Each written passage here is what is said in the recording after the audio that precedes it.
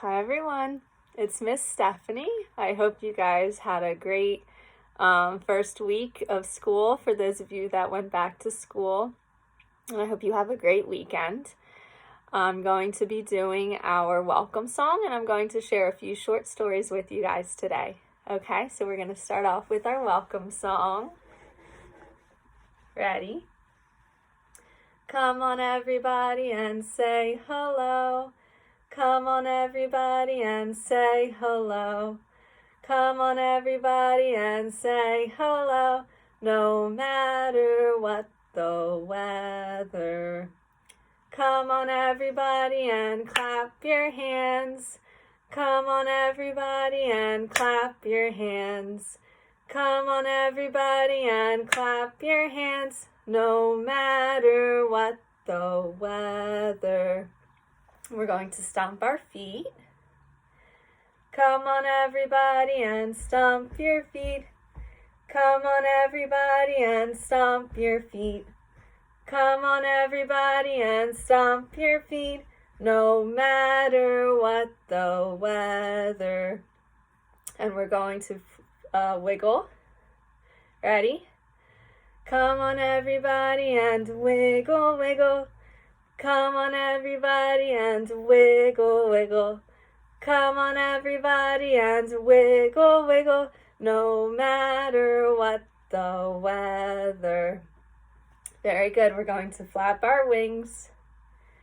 Come on everybody and flap your wings. Come on everybody and flap your wings. Come on everybody and flap your wings, no matter what the weather. Very good job, guys. I'm glad you enjoyed doing our song. When we have our story time, just like when we were in person. So today we are going to be sharing some stories. The stories are called Children at Home. That's the storybook that they are in. And it is from R. Worthington, and it was published in 1882. And these stories were shared in the Baldwin Library of Historical Children's Literature. So I'm able to share it with you guys today. It's in the public domain. So I hope you enjoy. And 3 of the little stories that are in this book are called Zebra and Young, Pretty Paul, and A Visit to the Farm. So I hope you guys enjoy. I'm going to flip my screen. Children at Home. Let's see.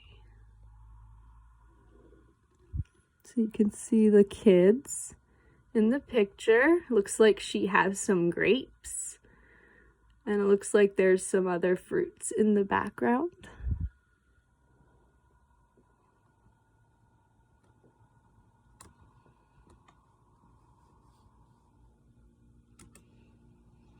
And we'll go to our first zebra story.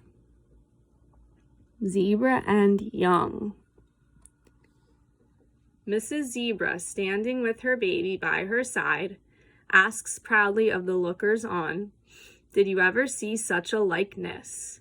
And certainly mother and child are very much alike, striped all over their bodies from head to foot and from nose to tail with the same regular marks of black. Strong and wild by nature, the zebra family are left very much to themselves, which is a source of great happiness to the mother and child in the picture before us. No, no, my baby is not going to become as tame as the donkey or to draw carts and carriages like the horse. It is to have its freedom and go just where it likes all over these large plains. So says Mrs. Zebra, and she means it too.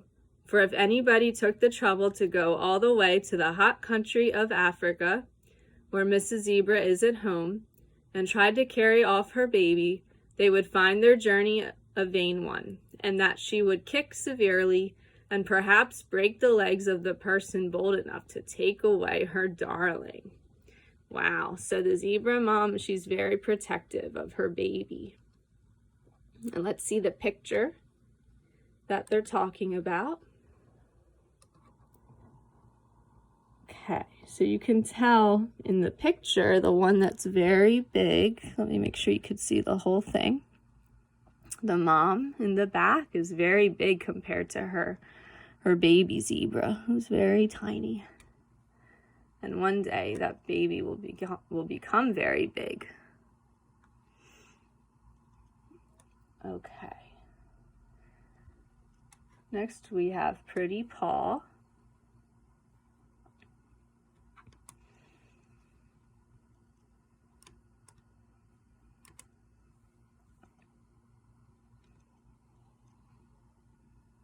I'm going to read about Pretty Paw. Paw was a beautiful green parrot. He had been taught to say a great many words and was never tired of talking.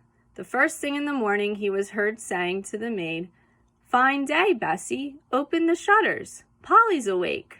Pretty Paw, Pretty Paw." Later on, when breakfast was being brought in, he would call out, "Polly's hungry. A cup of tea. More cream. Buttered toast. Polly's hungry. Poor Paw, poor Paw." And Paw made so much noise that he always had his breakfast sooner than anyone else. That's a smart bird. He knew exactly what to ask for. He would take his master's watch in his claw and look at it as though he was going to tell you the right time of day and say, 5 o'clock, Polly wants supper, but Polly guessed at the time. Then he would be quiet for a time. But when Lucy and Rose came into the room, he began to chatter again, for the little girls were very fond of him and liked hearing him talk. Let's see if we have a picture of Pretty Paw. Oh, there he is. Looks like he's flapping his wings, looking at the watch, trying to figure out when dinner's coming. So there's Polly. Then we have a visit to the farm.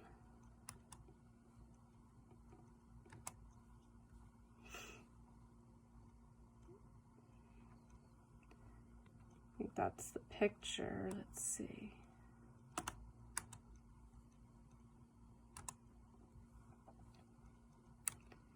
How delighted the children were when Mrs. Johnston said she would take them to spend a day at a farmhouse. When they reached the farm next morning, there was so much to see and do, they scarcely knew where to go first. The hayfield pond, the poultry yard, and the meadows with cows and sheep were new pleasures to the town-bred children. Here's a picture of that happy day, and in it we see Harry drinking the fresh milk which Peggy the milkmaid has given him, and Bessie feeding the goat, while Helen holds a kid in her arms. A hen is cackling her anger at being disturbed. Baby, who thinks it is all done for her amusement, jumps and crows in Aunt Mary's arms, and the quietest spectator of all is the old cow, who munches her hay and wonders what it all means. Let's see if we can find all the different animals in the picture. Okay. Well, there's the ant and the baby's enjoying seeing all the animals. There's the little goat in the girl's arms. Looks like there's another animal there.